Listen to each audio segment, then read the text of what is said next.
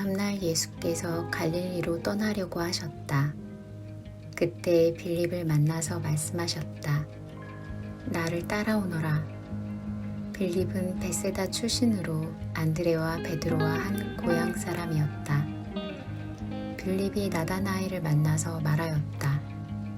모세가 율법책에 기록하였고 또 예언자들이 기록한 그분을 우리가 만났습니다.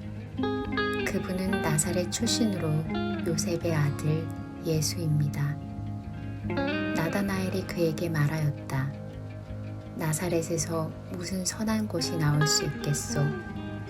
빌립이 그에게 말하였다. 와서 보시오. 예수께서 나다나엘이 자기에게로 오는 것을 보시고 그를 두고 말씀하셨다. 보아라, 저 사람이야말로 참으로 이스라엘 사람이다. 그에게는 거짓이 없다. 나다나엘이 예수께 물었다. 어떻게 나를 아십니까? 예수께서 대답하셨다. 빌립이 너를 부르기 전에 네가 무화과 나무 아래에 있는 것을 내가 보았다. 나다나엘이 말하였다. 선생님은 하나님의 아들이시오 이스라엘의 왕이십니다. 예수께서 그에게 말씀하셨다. 네가 무화과 나무 아래에 있을 때 내가 너를 보았다고 해서 믿느냐? 이것보다 더 큰 일을 네가 볼 것이다. 예수께서 그에게 또 말씀하셨다. 내가 진정으로 너희에게 말한다. 너희는 하늘이 열리고 하나님의 천사들이 인자 위에 오르락 내리락 하는 것을 보게 될 것이다. 빌립이 나다나엘에게 갑니다. 예수 그리스도를 만났다는 그 놀라운 사실 때문에 흥분이 되어서 그의 친구 나다나엘에게 가서 예수님을 와서 보라라고 이야기를 하죠. 나다나엘이 이제 그 이야기를 듣고 빌립을 믿는 마음도 있었겠지만 이제 물어봅니다. 어디 출신이냐? 분명히 구약성경을 잘 알고 그리고 또 그 구약성경에 정통한 사람들은 베들레헴, 그러니까 이전 다윗 왕의 고향에서 메시아가 태어날 거다라고 하는 사실에 대해서는 다들 알고 있었어요. 그래서 베들레헴 어딘가가 아닐까 하고 생각을 합니다. 그런데 나사렛 예수라고 하는 이야기를 듣게 되는 거죠. 나사렛이 어떤 동네입니까? 여기는 헬라의 영향을 강하게 받은 동네예요. 나사렛에 대하여 구약성경에 거의 기록이 없어요. 그러니까 뭔가 좀 베델이라든지 예루살렘이라든지 아니면 베들레헴이라든지 이렇게 좀 유서 깊고 그래서 그 출신이면 메시아일만 하다라고 할 만한 그런 동네에서 태어난 게 아니라 스펙도 별로 다 좋을 게 없는 그런 동네에서 예수님 태어나도 그곳에서 자랐다라는 거예요. 베들레헴에서 마국간에서 태어나고 하는 그 얘기에 대해서는 이 사람들 잘 모르고 출신지가 나사렛이라는 사실. 특별히 이제 나사렛은 그 근처에서 커다란 로마인들이 만들었던 신도시 계획이 있었거든요. 아마 거기에 투입되지 않았을까? 이제 사람들이 그렇게들 많이 생각을 해요. 그러다 보니까 나사렛 출신 그건 거룩할 것도 없고 또 메시아의 자격이 없을 거다라고 나다나엘은 그렇게 생각하죠. 나다나엘을 제가 좀 평가하자면 굉장히 과거지향적인 사람입니다. 옛날이 중요하고요. 그 과거 어디 출신인지 어떤 얘기를 했는지 그런 게 굉장히 중요한 사람. 과거에 꽂혀있는 사람 나다나엘. 나다나엘만 그런가요? 우리 모두가 다 그렇죠.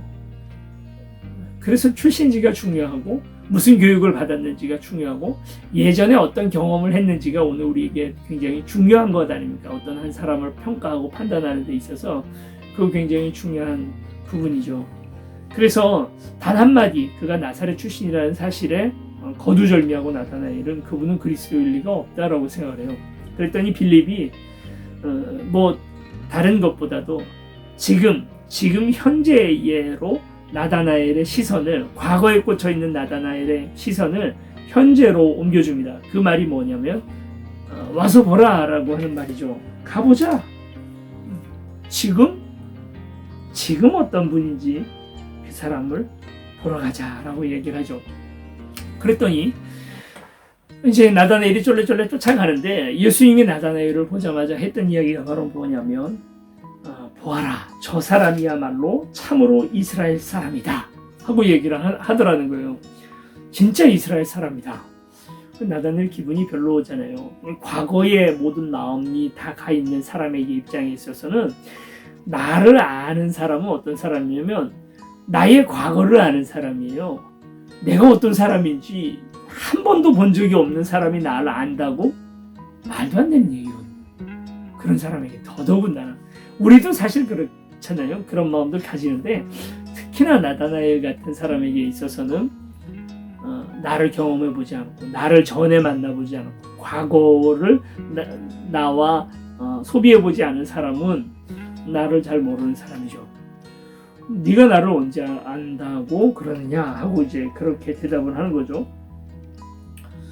그랬더니 예수님께서 대답하기를 과거에 꽂혀 있는 나다나엘에게 과거에 대해서 얘기합니다. 빌립이 너를 부르기 전에 내가 무화과 나무 아래에 있는 것을 보았다. 이렇게 얘기를 합니다. 이게 참 수수께끼 같은 얘기예요. 무화과 나무. 당시 유대인들이 기도할 때 무화과 나무 밑에서 기도하는 습관이 있었답니다. 또 어떤 종파에는 그 유대 교회도 여러 종파가 있는데 그 종파 중에 한 종파는 특별히 무화과 나무 밑에서 이거 무슨 부처님이 맨날 저기 어디죠? 보리수 나무 밑에서 득도를 하셨다는 것처럼 무화과 나무 밑에서 이렇게 기도하는 습성이 있었다. 이렇게 얘기하시는 분들도 있습니다. 근데 성경에는 그런 얘기가 이런 방구 나오지 않아요. 왜 무화과 나무가 중요한지에 대해서 안 나옵니다. 저는 확신하기를 요한도 무화과 나무 밑에서 나다나엘이 뭘 했는지 요한도 몰랐다. 저는 거기에다가 걸어요. 몰랐어요. 알 필요도 없어요. 근데 누구는 알아요? 나다나엘하고 하나님은 아는 어떤 사연이 무화과 나무 밑에 있는 거죠. 그러니까 나다나엘은 무화과 나무 밑에서 아마도 그 며칠 전이었는지 아니 몇 달 전이었는지 하여튼 과거의 어느 한 특정한 시간에 무화과 나무 밑에서 이 일은 하나님만 알아. 나만 아는 얘기야. 나하고 하나님만 아는 얘기야 하는 어떤 하나의 사연이 하나 있었던 거예요. 그걸 예수님이 알고 있는 거거든요. 우리 다 사연 하나씩 있죠. 어느 날 하나님이 쭉 오셔서 그날 너가 회사 옥상에서 눈물 흘리던 장면 내가 그걸 알아. 너가 그때 명절에 너 고향 가서 아버지 몰래 기도하던 장면 나 그걸 알아. 중학교 때 수련회 가서 나한테 고백했던 내가 그 수련회를 봤어. 그 순간 나다나엘은 이분이 그리스도시구나. 하나님의 아들이구나 하는 사실을 깨닫게 되는 거예요. 우리 하나님 나를 가장 잘 아시는 분입니다. 그분이 나의 가장 큰 아픔과 어려움들을 동참하시고 지켜보고 계시는 분이십니다.